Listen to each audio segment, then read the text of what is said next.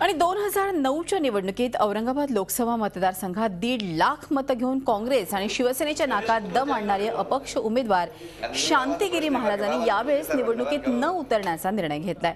मात्र यावेळेस ते एका उमेदवारास पाठिंबा देणार आहे, त्यामुळे जवळपास सगळ्याच उमेदवारांनी महाराजांची भेट घेतली आहे। काय करणार महाराज या निवडणुकीत जाणून घेतलंय आमचे प्रतिनिधी विशाल करोळे यांनी। 2009 मध्ये औरंगाबाद लोकसभा मतदारसंघात रंगतदार लढत झाली होती। ती लढत होती शांतिगिरी महाराज आणि शिवसेनेचे खासदार चंद्रकांत खैरे यांच्यामधली। तसं तर औरंगाबाद शिवसेनेचा गड आहे, मात्र महाराजांनी तो गड चांगलाच हादरवून दाखवला होता। कसा तरी खैरेंनी विजय मिळवला। आता पुन्हा लोकसभेच्या निवडणुका तोंडावर आल्यात, उमेदवार घोषणा सुरू आहे। या सर्व परिस्थितीत आता महाराज काय करणार यासाठी आपण शांतिगिरी महाराजांना भेटायला आलोय। लोकसभा निवडणुका पुन्हा डोळ्यासमोर आल्या। गेल्या वेळेस तुम्ही निवडणुकीत उभे होते, चांगली मतं सुद्धा मिळवली होती। आता पुन्हा निवडणूक आहे, तुम्ही उभे राहणार?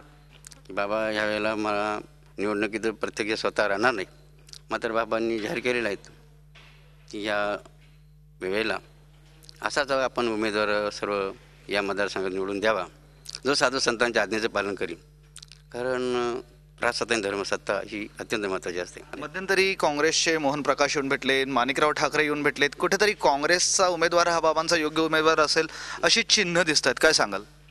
नाही, बाबांनी तसं काही मुद्दा फिट केला नाही की याच पक्षाच्या उमेदवाराला आपण काय करू, पाठिंबा द्यावा। चंद्रकांत खैरेंबद्दल काय वाटतं? बाबांनी अजून कोणाच पाठिंबाचा विषय केलेला नाहीत लक्षात। फक्त समजा त्या ठिकाणी आमची भेट झाली होती, भेट झाली असताना त्यांनी मुद्दा मांडला होता, मात्र आम्ही त्यांना त्यावेळेला विषय दिला होता की आपण आश्रमात यावं, आश्रमात आपण चर्चा करूया, नंतर आपण निर्णय घेऊ। बाबांच्या बोलण्यात एक गोष्ट स्पष्ट होते की यावेळेस शिवसेनेपेक्षा कुठंतरी काँग्रेसकडं बाबांचं पारडं झुकलेलं आहे। कदाचित बाबांचे जे फॉलोअर्स आहेत, बाबांचे जे भक्त आहेत, 1.5 ते 2 लाख भक्त, या सगळ्या वोट्सचा फायदा काँग्रेसला होईल किंवा शिवसेनेला होईल। मात्र बाबांच्या मदतीशिवाय कुठल्याही पक्षाला सत्तेत येणं औरंगाबाद मतदारसंघात तरी कठीणच आहे, असं चित्र आहे। त्यामुळे बाबांचा पाठिंबा खूप महत्त्वाचा आहे। व्हिडिओ जर्नलिस्ट मोहम्मद तौकीफसह मी विशाल करोळे, झी मीडिया, औरंगाबाद। एकूणच या संदर्भात अधिक चर्चा करण्यासाठी आपल्याबरोबर राजकीय विश्लेषक सुशील कुलकर्णी आपल्याबरोबर आहे।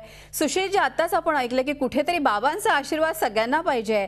मागचा जर का विचार केला 2009चा, तर या औरंगाबाद लोकसभा मतदारसंघात 1.5 लाख मतं घेऊन काँग्रेस आणि शिवसेनेच्या नाकात त्यांनी दम आणला होता। काँग्रेसचे उमेदवार जाहीर झालेले नाही, मात्र ते सगळे यांच्या संपर्कात आहेत। काय वाटतं औरंगाबादचं सध्याचं चित्र काय आहे?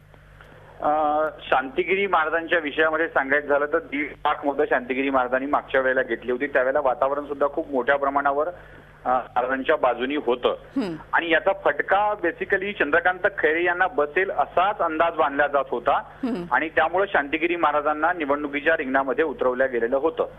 पण 1.5 लाख मतं घेऊनही मागच्या वेळेला चंद्रकांत खैरे औरंगाबाद लोकसभेच्या निवडणुकीमध्ये विजयी झाले होते, हे वास्तव होतं। आता शांतिगिरी महाराजांचा पाठिंबा काँग्रेसला मिळू शकला तर जी मतं डिवाइड झाली होती ती मतं काँग्रेसकडे येऊ शकतील, काँग्रेसच्या उमेदवाराला ती मिळतील आणि जो फरक आहे तो भरून काढता येईल असा काँग्रेस पक्षाचा अंदाज आहे। आणि एकूण परिस्थिती बघता शांतिगिरी महाराज सुद्धा काँग्रेसच्या बाजूने झुकण्याच्या मानसिकतेमध्ये आहेत। अजूनही त्यांचं चंद्रकांत खैरेंसोबत फारसं पॉलिटिकल पॅचअप झालंय अशातला भाग नाही आहे। आणि दुसरी एक महत्वाची गोष्ट अशी होती आहे की शिवसेनेमधलाच एक गट चंद्रकांत खैरेंच्या वरती आतल्या आत जो नाराज आहे तो सुद्धा या बाबतीमध्ये थोडी निर्णायक भूमिका घेऊ शकतो। जर शांतिगिरी महाराज काँग्रेसच्या बाजूनी झुकले तर या निवडणुकीचं चित्र काहीतरी वेगळं असेल अशी शक्यता आहे।